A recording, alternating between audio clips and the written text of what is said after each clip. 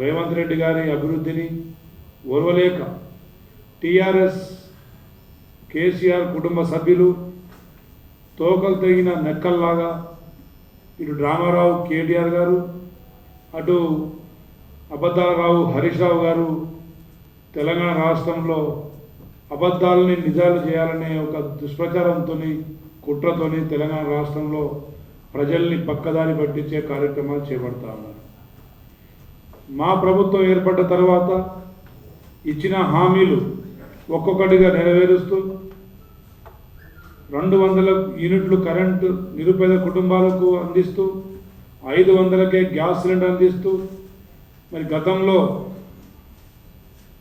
కాంగ్రెస్ ప్రభుత్వ హయాంలో చేపట్టిన అభివృద్ధి పథకాలు కళ్యాణ లక్ష్మి కావచ్చు, సీఎం రిలీఫ్ ఫండ్ చెక్కులు కావచ్చు, అవన్నీ ప్రజలకు అందిస్తూనే ఆర్థిక వ్యవస్థను గాడిలో పెడుతూనే దెబ్బతీసిన ఆర్థిక వ్యవస్థను మరి అభివృద్ధి మెరుగుపరుస్తూనే కేబినెట్ మంత్రులు సహకారంతోనే ముఖ్యమంత్రి గారు 10 లక్షలకు ఆరోగ్యశ్రీ బీమా పథకాన్ని అమలు చేయడం, ఆర్టీసీ బస్సుల్లో మహిళలకు ఉచిత ప్రయాణం కల్పించడం, 25 లక్షల రైతులకు రుణముక్తి చేయడం, అదేవిధంగా రైతు భరోసా కార్యక్రమాన్ని, ఇందిరమ్మ ఇండ్ల కార్యక్రమాన్ని, రైతు కూలీలకు ఇందిరమ్మ ఆత్మీయ భరోసా కార్యక్రమాన్ని, రేషన్ కార్డు నిరుపేద కుటుంబాలకు అందించడం కానీ, ఇవన్నీ ఈ నెలలో 26వ తారీఖున రిపబ్లిక్ డే సాక్ష్యంగా ప్రజలకు అంకితం చేయబోతుంటే అది ఓర్వలేక కడుపు నొప్పితోని హరీష్ రావు గారు కేటీఆర్ గారు ప్రజల్ని ఇబ్బందికరంగా ప్రజల్ని మభ్యపెట్టే పనిలో పడ్డారు. ముఖ్యంగా రేషన్ కార్డు వ్యవస్థ గత 10 సంవత్సరాల్లో ఏ నిరుపేద కుటుంబానికైనా ఒక రేషన్ కార్డు ఇచ్చిర్రా? ఏ ఒక్క కుటుంబానికైనా మీరు పెన్షన్లు ఇచ్చిర్రా?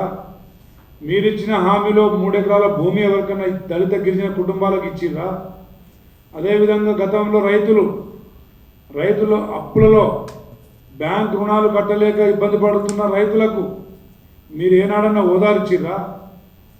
కేవలం 10 సంవత్సరాల్లో 8,600 రైతులు ఆత్మహత్యలు చేసుకుని దేశంలోనే మొదటి ఆత్మహత్యల రాష్ట్రంగా తెలంగాణ రాష్ట్రం మరి రైతులను కోల్పోతుంటే ఆనాడు మాట్లాడని కేసీఆర్, కేటీఆర్, హరీష్ రావు గారు ఈరోజు రైతుల మీద ముసలి కన్నీరు కపట ప్రేమ చూపిస్తూ ఉన్నారు.